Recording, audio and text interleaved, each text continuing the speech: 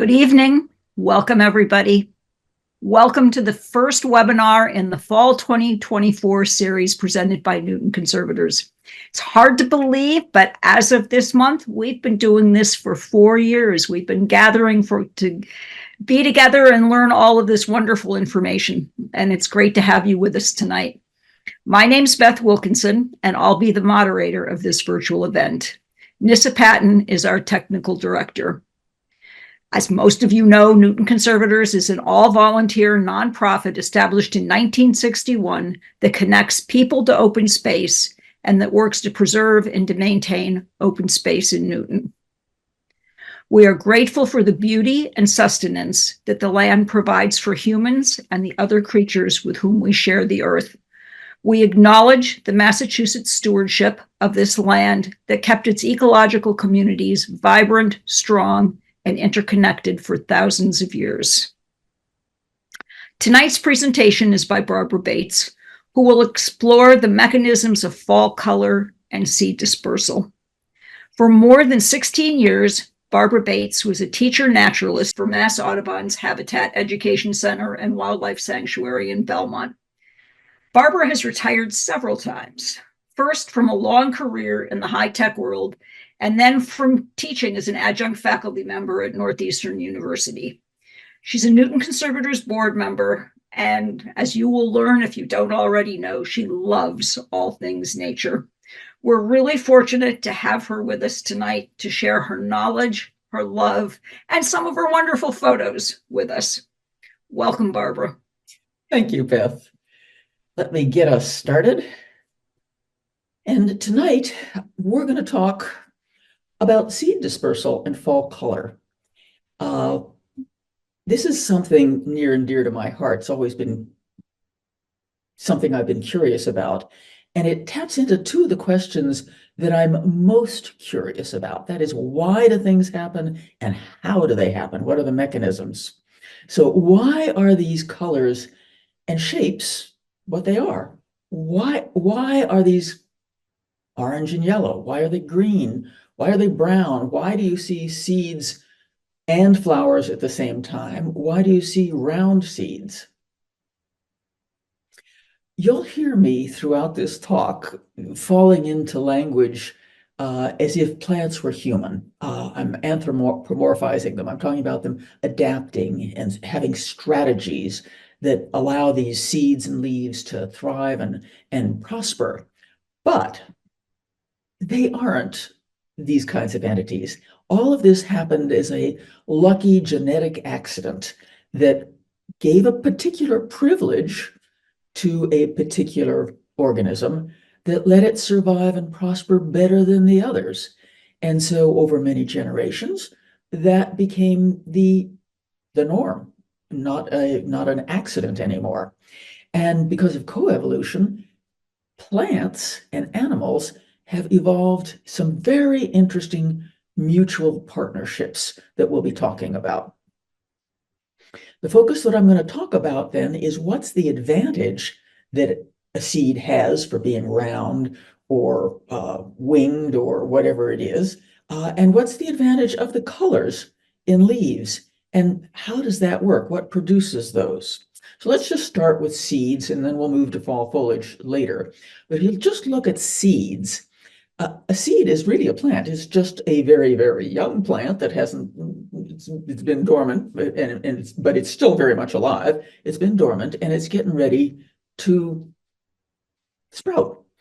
But you'll notice, and this is a particular kind of seed, this is dicot, so it's got a nice food source. This would be like a bean, a little tiny embryo, which is including the first leaf, this thing that shoots up, and it has a seed coat. And the reason I show you this is to emphasize how large that food storage is to feed that embryo. It's like the yolk on a chicken egg, and how tough the seed coat may be. So these seeds come in all sorts of shapes. You could be a berry-like seed with multiple seeds in it. You could be a sycamore with tons of little tiny winged seeds embedded in something. You could be a pod, you could be a cone, you could be a samara, you could be something that was round and dropped, like an Ohio buckeye or a an acorn. But you could also be an orchid. And the lady slipper has incredibly tiny seeds with no food source at all to speak of. Thousands of them, tinier than the pinhead. And so it really basically depends on luck, falling on fertile ground, if you will, falling on hospitable ground where it can get the right temperature, the right sunlight exposure, the right nutrients and shelter in the dirt, in the soil that it needs in order to actually sprout. So seeds have different ways of finding that fertile ground. Wind, and these are the winged seeds that you see, the parachute seeds. Explosive force, we're going to look at some of those. It's more than you might think. Shakers that are sort of like salt shakers that you can turn upside down and pour the seeds out of. Hitchhikers that glom onto you like Velcro, and you carry them to a new place to find the fertile ground. Things that just drop and roll away. Things that are eaten, and this is an interesting one, or carried away as to be eaten by animals. Water and fire. And each of these strategies for finding fertile ground has its own kinds of seeds. We're not going to talk too much about fire because we don't have many seeds that are common to Newton that require a fire in order to be ready to sprout. Your giant sequoias and things like that out in the West would be examples of that. And in terms of water, coconut is a great example of a waterborne seed, but some cattails also manage to do a way of finding fertile ground by using water. But then there's this other strategy that seeds have. And if they find fertile ground and they start blooming, sprouting up and turning into a tree, they want to defend that ground. They don't want competition. And they can defend that ground by poisoning it to other plants. The black walnut is best known for this, but the sycamore does it too. So let's start with wind. Everybody knows the dandelion and its little parachute. But I'm going to show you the cattail marsh at Cutler Reservation and what happens in the fall. And it is fall. You can see how dry everything looks. The dots that you're going to see on the screen, if I can get this to work properly, the dots you're going to see flying across the screen are cattail seeds. You can see them best in the darkness, against the darkness of those trees. All of those are thousands and thousands of windborne seeds. And to give you a sense of how those come from this cigar-shaped thing that looks like it doesn't have any seeds at all, they start to erupt, and pretty soon they're a mass like this that I'm holding in my hand that's nothing but seeds. White pines, another windborne seed. You think of a cone and you think, how could that have wings? How could that have seeds with wings? Well, these two scales have little tiny pockets here, and each pocket has a little winged seed. And that little winged seed, here's the seed and here's the wing in the cone scale. When the cone is ripe, the cone opens up, as is shown here, and those seeds fly out. If you're lucky, if the cone drops and the animals get it, they eat every single one of those yummy seeds. Cottonwood is another windborne seed. Here you see a fall foliage cottonwood, beautiful yellow leaves, and you see the way that the cottonwood fluff, the seeds, get hung up on anything, grass, concrete, just about anything, including you, in great mounds. These seeds hang down in clusters from the cottonwood, and each of these little seed-like areas opens up to this beautiful, soft cotton that then floats on the wind. Everybody knows their maple samaras, they're little maple seeds, but they look very different depending on the kind of maple. So if you have a red maple here, you'll see how red the seeds are. Sugar maple, totally green, as is Norway, as is the striped maple. But you'll notice that while the sugar maple hangs down in individual samaras, the striped maple here has a whole, like a whole shaft of samaras. If you're interested in trying to decide whether what you're seeing is a sugar maple or a Norway maple, you can use the bunny or seagull or mustache way of remembering this. Now, both the Norway and the sugar maple are green when they first come up and they first land on the ground. And that green contains chlorophyll. It's still able to photosynthesize and keep that seed happy and nourished and ripe. But if you look at a sugar maple, depending on which way you're looking at it, it can look like a droopy mustache or it can look like bunny ears. In a Norway maple, you're either going to see a waxed mustache or seagull, depending on which way you hold it. So seagulls are Norway, bunnies are sugar. One of the most common weeds we have now is an invasive weed. It's dock. And dock, we have various kinds of dock. This is curly dock, and it shows you this huge stalk of seeds and how each one has a beautiful little wing. And that wing helps it not only disperse on air, so it gives an advantage getting it farther away from the plant so that it doesn't have to get shaded out. And that's what your seed needs to do. It needs to get far away from the parent plant so that it's got plenty of sunlight, or it can disperse on water.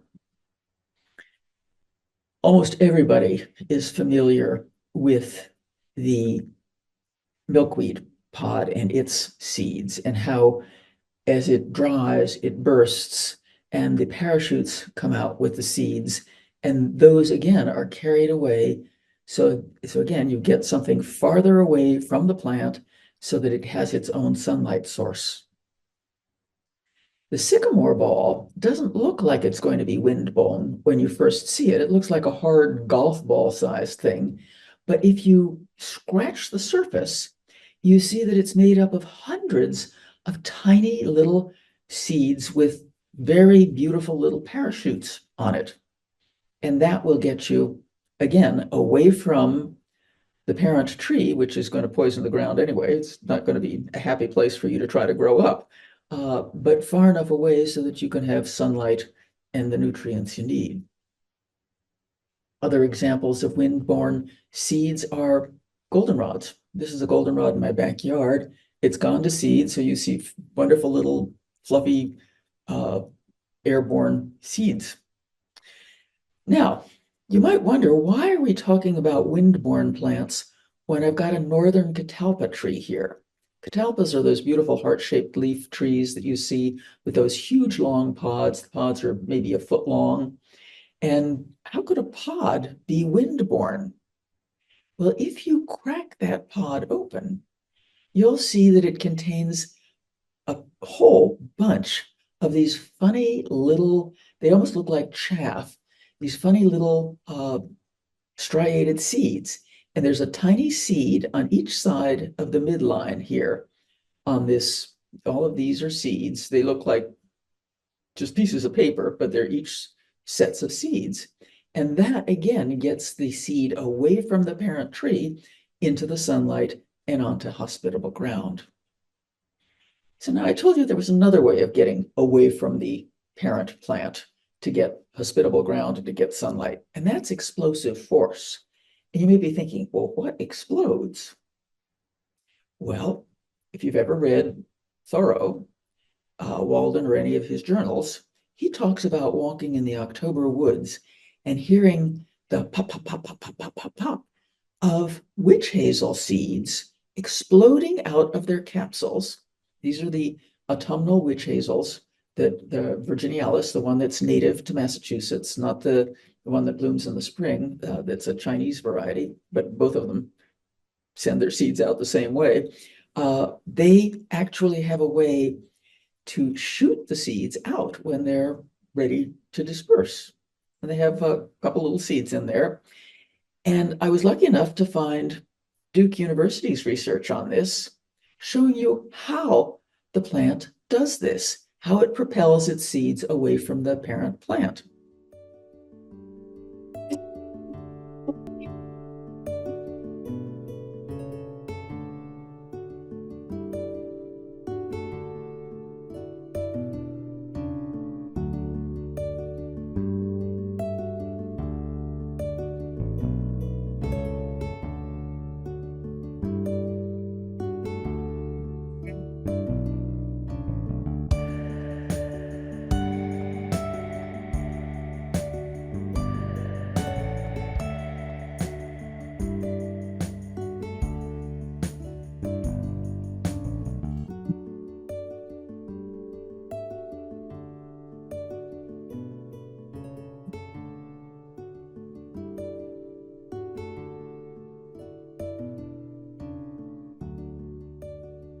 Horrifying to think about a witch hazel shooting its seeds out at 20 miles an hour. And these seeds do spin just the way a bullet does from a gun.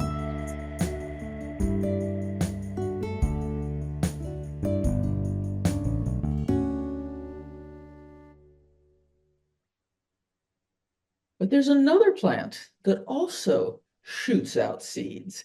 And this plant, the jewelweed or touch-me-not, is beloved by children. And if you start a child on this, you're going to be there for 20 minutes. But if you are in Cold Spring Park, for example, that's where I took these pictures, right along the boardwalk here on the marshy side by Zervis, or around the creek at the entrance to the walk around just over the bridge, you'll see jewelweed or touch-me-not. It has beautiful little trumpet-shaped flowers and these funny pods at the end of summer. And those funny pods, when you touch them, you get a nice ripe fat one like this one in the lower right-hand corner. When you touch that pod, it explodes in your hand based on this little spring and produces seeds. If you scratch the surface of the seed, you'll find this beautiful blue, robin's egg blue seed inside. Children love to do this. They feel it and they jump every time it does this in their hand. But it's an interesting strategy that allows the plant again to disperse its seeds away from the parent plant and get better fertile ground. Now, I was talking to you about shakers, and this is the columbine plant, which is native again here. And it shows you sort of an upright shaker that has the seeds in it. And when the wind blows, it shakes these seeds out and sprays them around the ground. The other way you can get around and get out of the parent's way is by hitching a ride on another animal. In this case, it's my friend's dog, and the dog has a tick trefoil seed on its leg. Tick trefoil is a common plant. You see the dried plant here with the sort of raceme of seeds hanging off of it. And the seeds almost look like saw teeth until you touch them. Then they develop into these tiny little individual seeds. But there are many different kinds of trefoil. The one that we have is this one. They all have those three leaves that distinguish them. The other big hitchhiker, especially in Cold Spring Park and in disturbed areas, is enchanter's nightshade. Nightshade is this beautiful little plant. It has a little spray of white flowers in the spring that turn into these little burrs, as you can see here and here, just like a Velcro. Those burrs are really hard to get rid of. So if you have animals like pets, like a cat or a dog that likes to wander in your backyard and you have a lot of this around, you're going to spend a lot of time grooming that animal, trying to get this out of their fur. But it's a wonderful strategy. It's a wonderful adaptation that allows that plant to get its seeds spread far and wide. The docks, the burdocks, the curly docks have a much larger burr, as you can see here from Cold Spring Park. But it has a green, it looks like a very innocuous green burr, but by the time fall comes around, it's nice and hard and sticky, and it'll stick to anything. And it was, in fact, the inspiration through nature mimicry for Velcro. Now, there's another way to get your seeds dispersed from the parent plant, and that's to drop and roll away or be eaten by an animal and carried away. Poison ivy, by the way, these are poison ivy berries right here. Very tasty berry. Birds love them. That's why you don't see them very often. The black walnut in this area is one of the largest nuts we have that drops, rolls, and is carried away by an animal. They have these long frond-like leaves. This is one leaf, composite, with all these little leaflets, and then clusters of the walnuts, they look like big green tennis balls, and they smell like lemons. They are very citrusy smell, gorgeous seed. When the seed falls, as in a mast year, and mast year is when a tree produces an overabundance of its nuts. Nuts are mast, nuts and fruits are mast.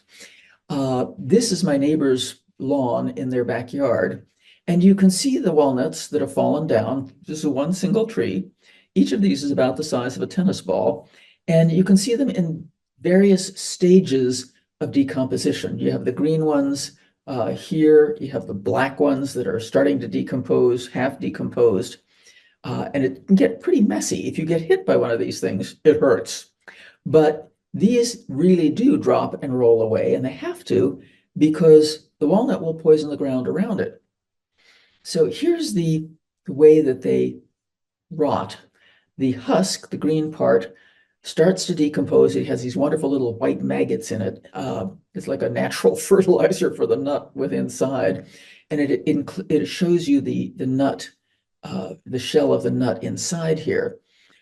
And it makes a fabulous dye. What I did with these is I let these, in the upper right-hand corner, I let these walnuts sit for a while, and they developed a lot of dark black brown juice. And that's what this young lady is drawing with. This is the dye from the black walnut. So when your black walnut starts to decompose, you'll see the dried husk, and then you'll see the huskless, just the nut part of the seed. And that gives you a sense of the size. Looks on the outside like the same size as an English walnut or our common walnuts that we buy in the store.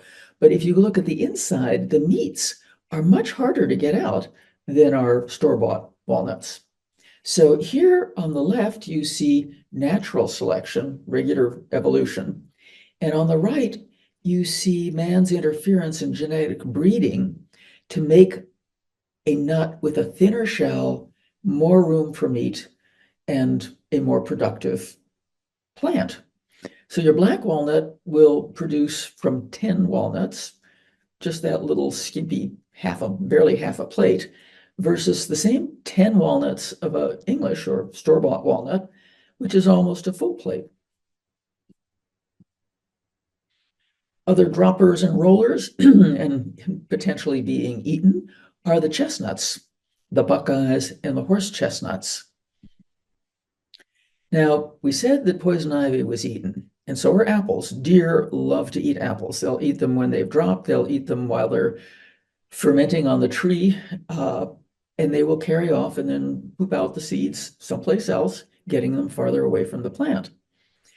Sumac, staghorn sumac, that plant with the beautiful red cones on it, are seeds that are eaten by the birds underneath that funny little red fuzz.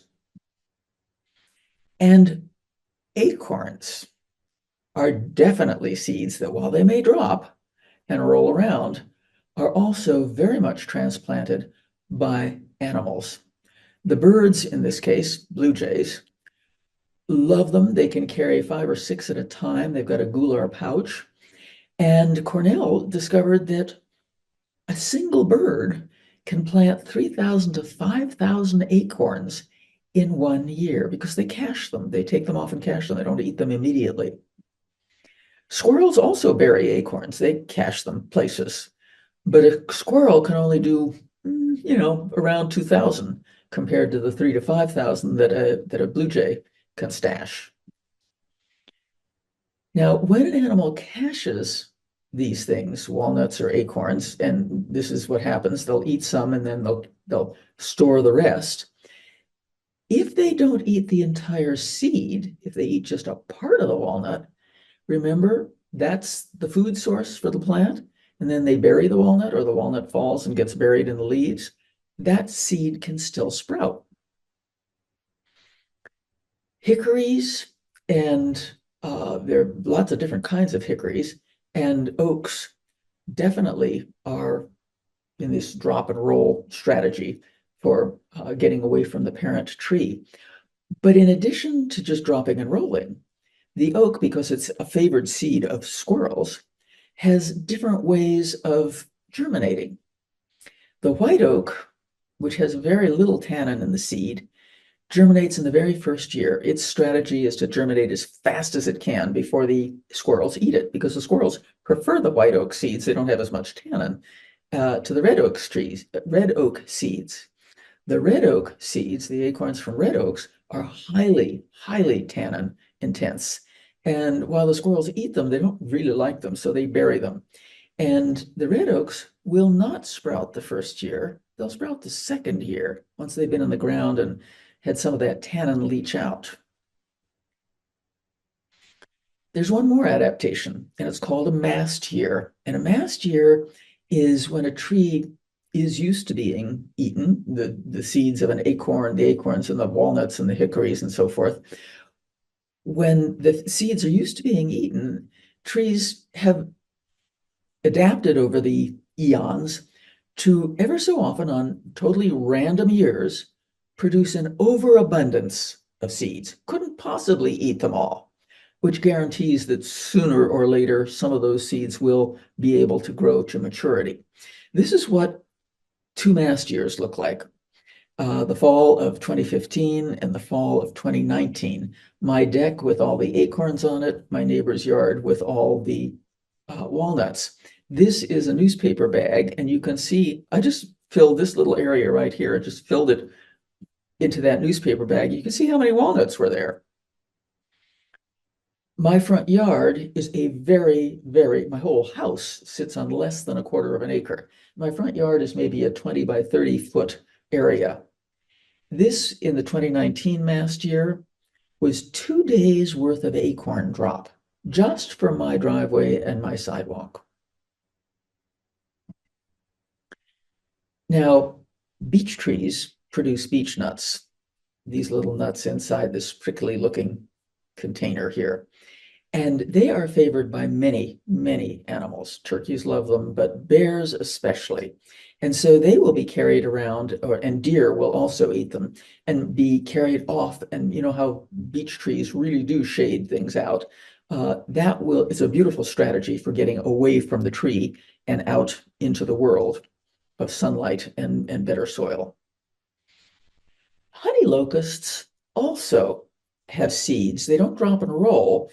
They come out in these long pods, but there is something between these seeds inside the pod here that is a soft, sticky substance that's very sweet, and animals love to eat those pods.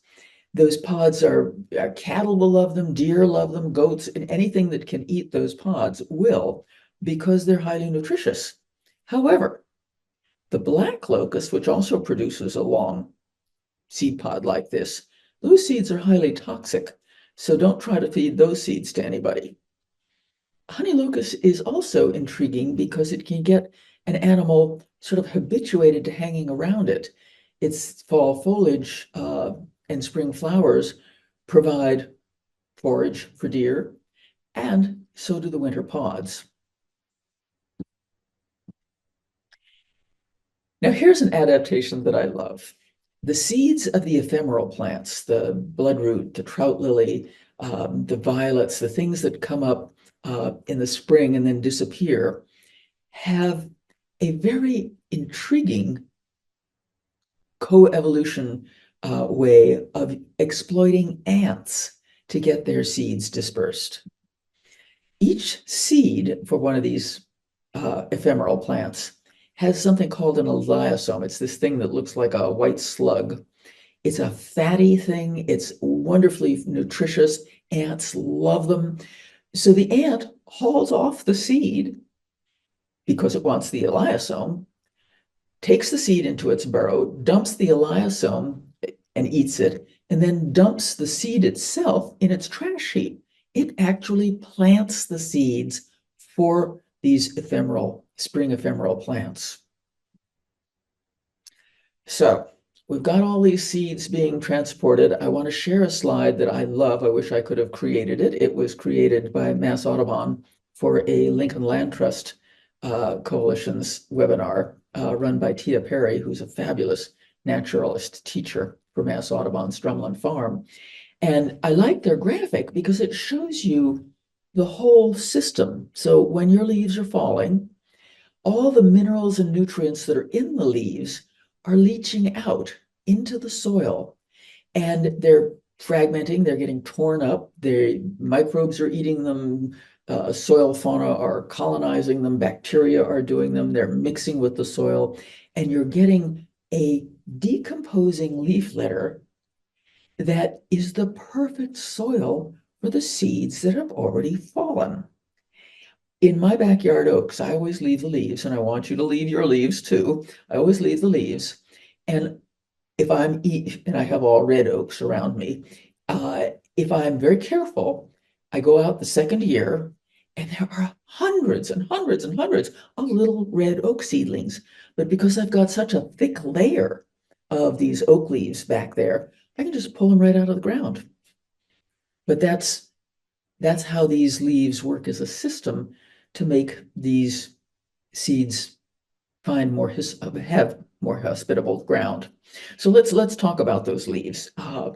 Everybody knows about photosynthesis. That's how leaves take sunlight and carbon dioxide from the atmosphere and create oxygen for us, but create carbohydrates and glucose for the plant itself. Plant's roots take up water, so between the water, the carbon dioxide, and the sunlight, it produces everything it needs in order to make leaves and seeds and stems and become a healthy plant. It does this photosynthesis through something called chloroplasts. And chloroplasts contain chlorophyll. Those are those little green things you see. That's why a leaf is actually green. It's the chloroplasts and their chemical process that actually make the energies, the sugars, the carbohydrates that the plant needs to survive. So you have the green. Now, how do you get the other colors? Well, there are factors that affect that. When you have decreasing daylight or longer nights, you can look at it one way or the other, in the fall, that's causing the plant to have particular changes, chemical changes, and physiological changes that cause leaf drop, but also right where the stem joins the twig, but also causes chemical changes within the leaf itself.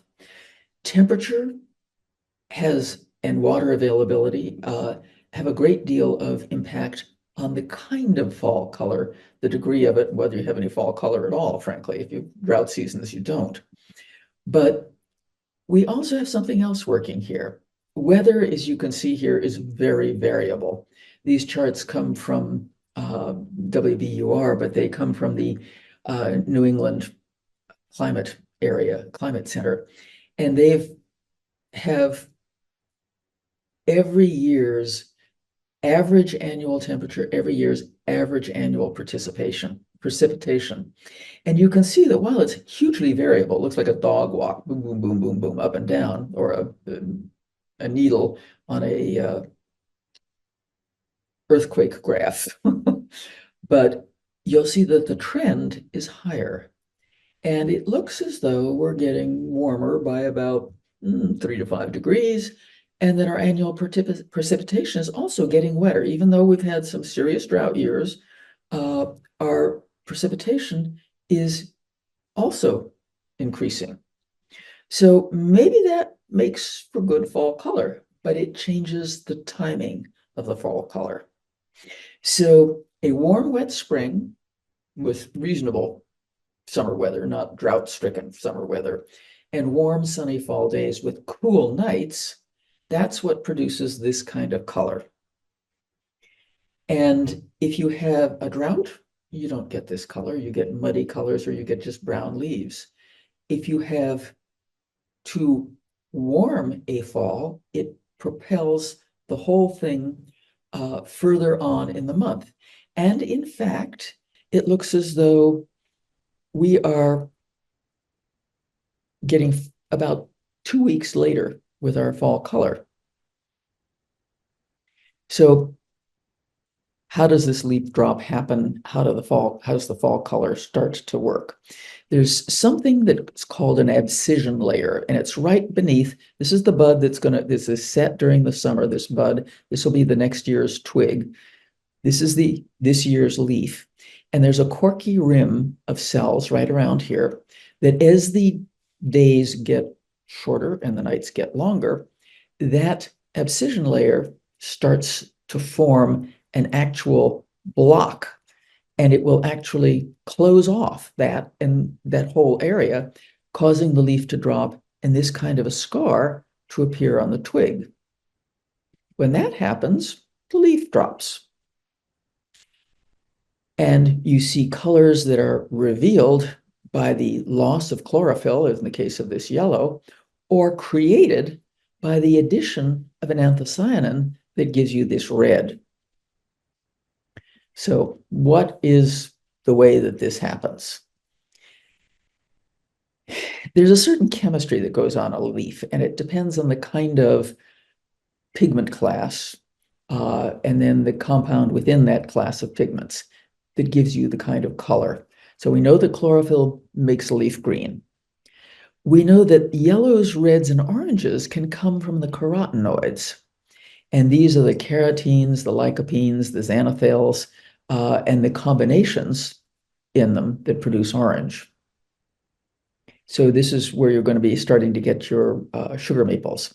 But there are other kinds of chemicals, like the flavanols and the flavones, that produce yellow. And then there are chemicals like the anthocyanins that produce very vivid reds, but are made in the plant. They're not revealed. And then, of course, there's tannin, especially in the oaks. That's what's giving you the brown or rust colors. So your carotenoids, yellow, red, orange is for the combo. But because carotenoids are there, they don't need light to be produced. They can just be revealed. And they can decompose very slowly, and that's why you get these beautiful leaf forest scenes with lots of yellow leaves on the ground, lots of yellow leaves on the tree, and the whole scene looks like it's glowing. The anthocyanins are a little bit different. They're produced from sugars, and they do require light because it's the leaf that's actually producing the anthocyanin. If the soil is a pH a little less than 3, it's going to be really red. If the values of the pH are around 7 or 8, it's not quite as acidic, you're going to get a violet color. So the interesting thing I find about anthocyanins, and about 10 years ago, we weren't sure about whether this was just a theory or not. It has been proven it is not a theory. It has actually been proven by the Harvard forests, is the anthocyanins are protective ways. They're like a sunscreen that protects the chlorophyll. It masks the chlorophyll. You can't see the green because it's red. These are brand new oak leaves coming out, and they have this funny sort of reddish color. This is Virginia creeper that's masking its chlorophyll with a bright red. And it's protecting the chlorophyll from the sun, from being degraded.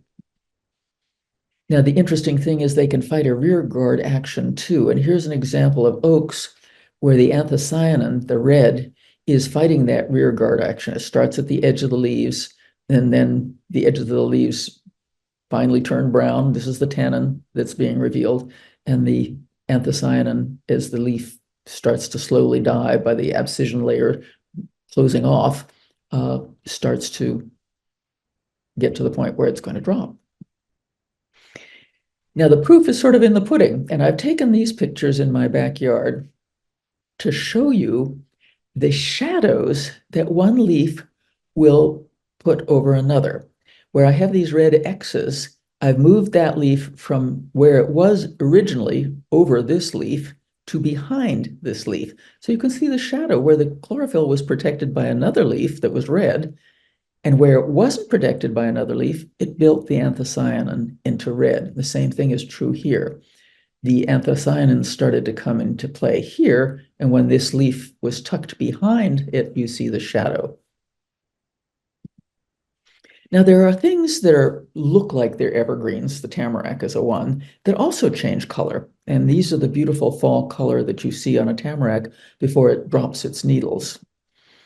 But pine trees and rhododendrons, other real evergreens that don't drop their needles, all of their needles in fall, still do drop their leaves. So does the American holly.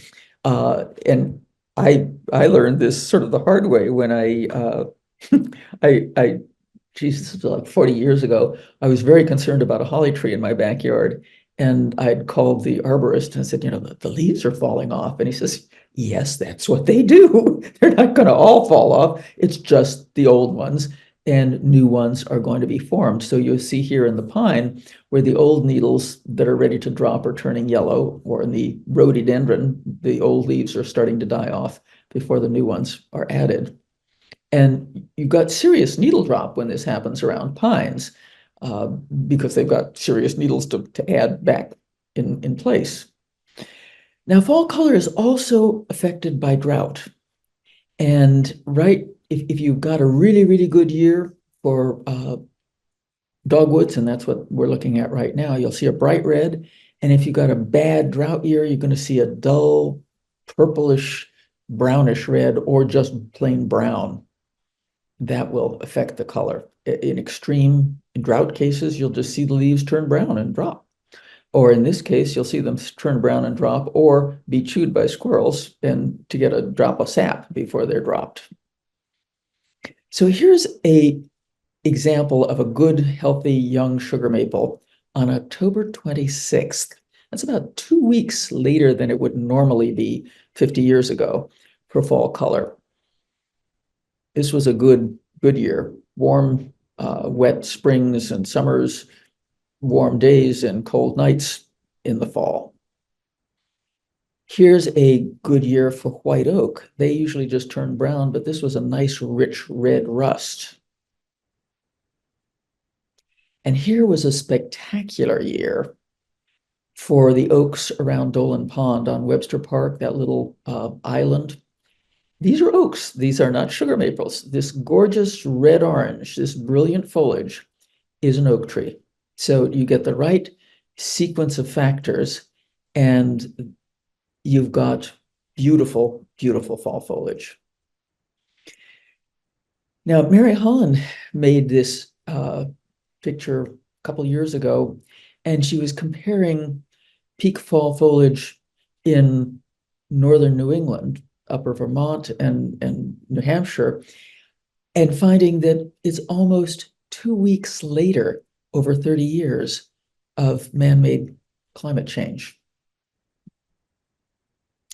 Now, I think we still have a little time, so I'm going to take you through an interesting set of fall colors shown by a gentleman who's an endowed chair at the State University of New York in Syracuse. And he has pictures of each of the sort of prototypical northern New England or New England leaves and the colors they turn. So the ones that you're going to see in yellow, witch hazel, hickories, birches, and the Norway maple. Norway maple does not turn orange. It's just pure yellow. The red maple, we sometimes call them swamp maples, and these are the ones that will turn bright red. Sassafras, you'll get a whole variety of colors, oranges, reds, yellows. The northern red oak, on a good year, you're going to get this lovely red color. Sugar maples, you get the oranges, the yellows, and the reds. And poison ivy will give you gorgeous colors. So be careful what pretty fall foliage you're picking. Poison ivy gets some beautiful colors. Your birches and your cottonwoods, always yellow. Dogwood, sort of a reddish burgundy color. Gray dogwood gets a really lovely sort of purpley color. Alternate leaf dogwood also gets that funny purpley color. The beech is sort of a yellowish brown color. I don't think it's a particularly attractive color. Aspen, yellow to sometimes brownish yellow, and hornbeam, brownish red to a rust. Striped maples, yellow. Bitternut hickory, all the hickories turn yellow. Black huckleberry and serviceberry get some really interesting reds and burgundies going in them. So we are going to ask you to please leave the leaves, and we'll take any Q&As that we got. Thank you, Barbara. That was just astonishing. I loved those final photos of the colors that the trees have. That was really terrific. All of it was wonderful. Thank you very much. Let's go to questions from the audience and from me. Always. Someone was inspired, I guess, by your photos of all the acorns that you gathered in your yard, and would like to know what should be done with excess red oak acorns. Person says, I tried bagging them and putting out midwinter for the squirrels, but they were not interested. Should I try burying them instead, or just put them out for yard waste? Well, it depends on what you want to encourage. If you want to encourage the squirrels, remember red oaks are very tannic, and that's why the squirrels aren't particularly interested in them. They want to wait until they're sweeter a year or two later. And then you're going to have to pull them out of your yard. And you can only have so many oaks in your yard. I have 9 or 10 of them in my backyard. And let's see, 1, 2, 3, 4. I've got 5 of them in my front yard. And that's plenty of oaks. I don't need more oaks. The thing that I toyed with doing was trying to find a pig farmer who would take the acorns. But I don't think pigs like red acorns either, to tell you the truth. And I don't know a pig farmer who's willing to keep it around long enough for them to, get palatable to the pig. So, if you want to bury them, if you want to just scatter them, or if you want to just leave them where they are and pick up the seedlings the next year, you're welcome to do that. But I put them out in yard waste. Yeah, I have the same question about the pine cones from my white pine. This year, they're just millions of them, maybe not literally, but there are lots of them that's getting really deep around the base of my white pine. Well, mice, chipmunks will strip those pine cones down to, they look like corn cobs, little thin pencil corn cobs, to get the seeds out of them. If you leave them there for a while, the animals will do that much for you. But you only need so many pine trees in your front yard too. True. That's true. This is all your beautiful photos of leaves and the straight maples made me think. I know straight maples up in Maine. I don't know straight maples here. Offhand, do you know where there are populations of them here? There are Belmont around Habitat, the Mass Audubon Sanctuary at Habitat, has a ton of striped maples. And there are probably a lot of them in Cold Spring Park, but they're small trees. Right. And you got to look for them. And I just don't look for them. Okay, we're going on a straight maple walk one of these weeks. Yeah, one of these days we'll go find them, and then we'll let you know where they are. That sounds great. Someone has just told us that a neighbor piles up the pine cones in garden beds as decoration and then incorporates them into the soil as they break down. That's a great use of them. Or you could let the animals strip them and they've broken them down already and then put them in the garden beds. That's a great idea. Mast years, are they consistent throughout for a species of tree? Are they consistent throughout the whole region? Or do they vary from tree to tree or smaller areas? I don't have good information on that. Okay. From what I have noticed just in my own area in Newton Center is I've seen variability from tree to tree. All the acorns, all the oak trees on my property have mast years together. Okay. They don't seem to vary. And it sounds like I'm being bombarded with shells from about mid-August to mid-October. And it's dangerous. You walk out there and you get whacked with these acorns and it hurts. I don't know what it's like to live under black walnuts. Thank goodness I'm not ready for being Yeah. hit by Oh, those. it's not fun. This is not a mast year in my Well, little realm of black walnut land. I do know that the individual mast years are unpredictable. Okay. They don't predict anything and you can't predict them. And that's so that the tree, that's that adaptation that allows the plant to get ahead of the animal population. If it were regular, then the animals would co-evolve to take advantage of that and just get more and more and more and more. The plant would never have a chance. But if it were totally random, then the tree will produce an overabundance of nuts. The animals think, oh, glory, big boom year, they have lots of little animals, whether it's chipmunks or squirrels or whatever. And then the next year's a bust year and there's no food and they die. Yeah. So it's a strategy or an adaptation that allows the plant to stay ahead of, have a fighting chance, let's say, against the animals that are eating their seeds. Okay. Alan is telling us that he's read, he thinks maybe from Doug Tallamy, that oaks from Maine to Georgia all mast in the same year. Interesting. That's terrific. Well, we know that there's that mycelial web going on down there. And Yeah. it wouldn't surprise me if we know that the oaks do communicate insect attacks and they will start to produce more tannins. So why wouldn't they coordinate their mast years? I wonder whether there's any interspecies collusion. Alan, you read anything about that? We'll have to look more about that. When the seeds go through, we've got another. Well, it's not continuing that conversation, so we'll go on down a different path. How do leaf color changes impact local ecosystems, particularly in terms of animal behavior? That's a great question, and I don't know the answer. I've not seen any research on color changes affecting behavior.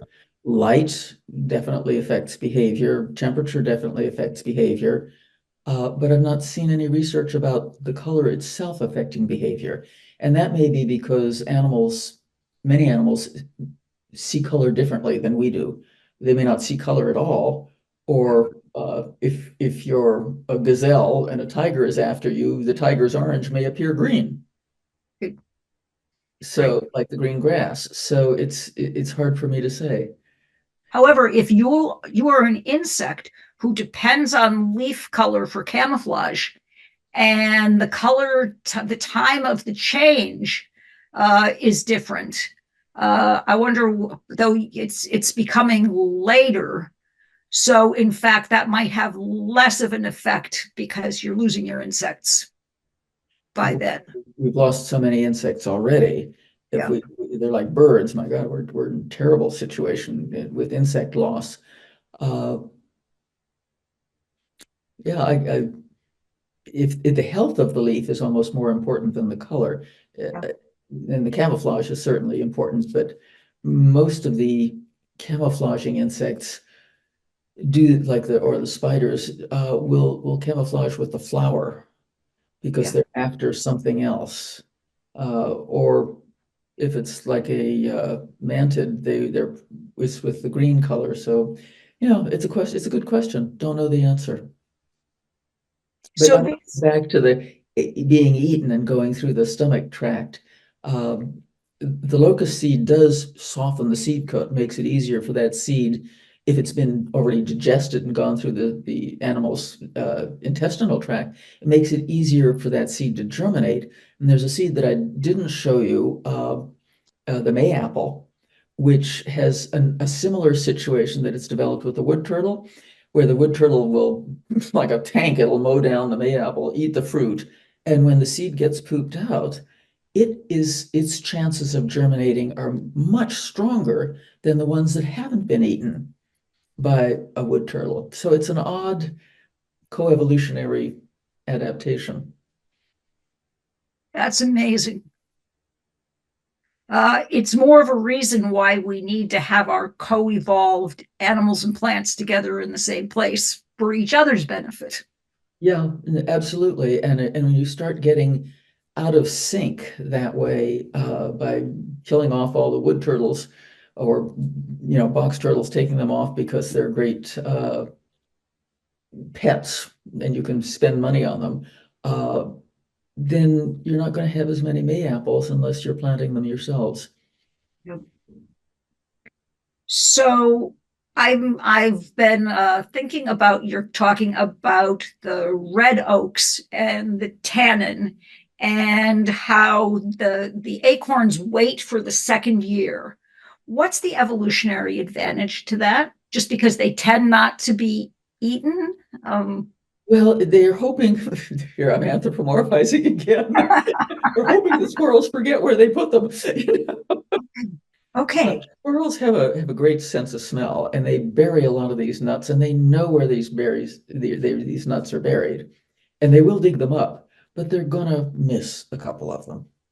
okay. So the squirrels are doing the work for the plant of planting the seed. And because it's so full of tannin, it's not really yummy to eat right away. You miss a few seeds, you got a few oak trees going. Okay. And the illustration you showed of the leaf decomposing was just so neat. But our oaks are so much slower to decompose. Now, I liked your saying that you'd come in 2 years later, you'd have the oak seedlings coming up. But how does I've just been trying to think about how that affects. I mean, the red oaks, all the oaks in general are just no, the red oaks are in general slower. The acorns are slower to come out, the leaves are slower to decompose, but the white oak leaves are also slower to decompose. So, how would that affect their growth? Well, the mulch that you have is building up, and the ones that aren't decomposed, the way that I've watched them behave in my backyard, is they form layers, and it's like layers of wet cardboard. They hold moisture like you can't believe. When we had that drought, was it 2012? It was 2012 when it was horrible drought. The vernal pools all dried up before the animals could hatch. And I had wet oak leaves in my backyard. Amazing. There was this, we're talking a depth like what, 6, 8 inches, but I had wet soil back there because those leaves hold that wetness in. Now, you go back further back in my yard where I have a big leaf pile where at one time in my life, I tried to grow grass in my backyard. And pile all the leaves back there. And there is, if you get beyond that first 6 to 8 inches, you get down to soil that is the most beautiful stuff you've ever seen. It's black, it's great organic matter, everything is decayed. And over the course of a year, yeah, in a course of a year, a thin layer of oak leaves will decay pretty fast. It's a funny story. I had some construction done on the back of my house, and I had bagged the leaves to get them out of the way, and I was going to spread them around someplace else. And one thing leads to another. I'd forgotten about the leaves. I left them in their bags against my shed. And I realized that when I was having the shed painted, I had to get those bags out of there. So the bags have been there now probably from June of last year through October of this year. I pull the bags away, throw all the leaves out, and the bottom part of those bags that had been against the soil, not against the shed, about 4 inches of beautiful soil. Wow, in just that time. Just that time. Now, that's the water coming down in the heaviness of the leaves above them, because these bags are maybe 3 or 4 feet tall, and they were filled at about the 3 foot level. Uh, and one of the bags had a hornet's nest in the middle of it. Oh, I made the oh, bad mistake of spreading the leaves around and thinking, oh, that's nice, but there's that, there's that big ball of leaves there. I'll just stomp on it. Whop, stomp. oh no. Hornets everywhere. I got about 9 stings out of that. Oh, that's awful. Oh, maybe the density is better. I know every fall when I do my planting, they're pushing my oak leaves away, putting my plants in, and then putting the oak leaves solid and thick back on top. I'm not that careful. Just oh dear. Well, I think we have gone through our questions. This was just absolutely fascinating. Is there anything else we should know as we're No, I could show you some other shakers. We showed you the columbine. This was the columbine. And let's see if I can get one of these front on to the, let's see how to do this. You can see, well, maybe you can't. Let me get it against it. Here we go. You can see how the chambers in the columbine seed head hold the seeds. And when you shake it out, I've already shaken them out there are little tiny seeds in there. But an example of another shaker is a mallow. And this is a mallow seed, much larger. Flower is larger, the whole plant is bigger. And when you shake it, I got those seeds out too. You get bright, shiny seeds. But there's a lot of variability in seeds. This is an acorn from one of the trees in my yard. And this is an acorn. Let's see if I can get it upside down. Here we go. These are two little acorns. And you wow. can see that there's a difference, huge difference in size. Yeah. Both red oaks. Walnuts and hickory nuts, a little larger than acorns. This is a walnut shell that has been chewed on by a squirrel. And this is a hickory that has not yet been opened from its, hickories have these husks that, let's see if I can get this in front of here, that reveal the nut with its shell when you take the husk off. And depending on how the husk opens, it helps you decide what kind of hickory it is. But yeah, nuts and seeds are fascinating.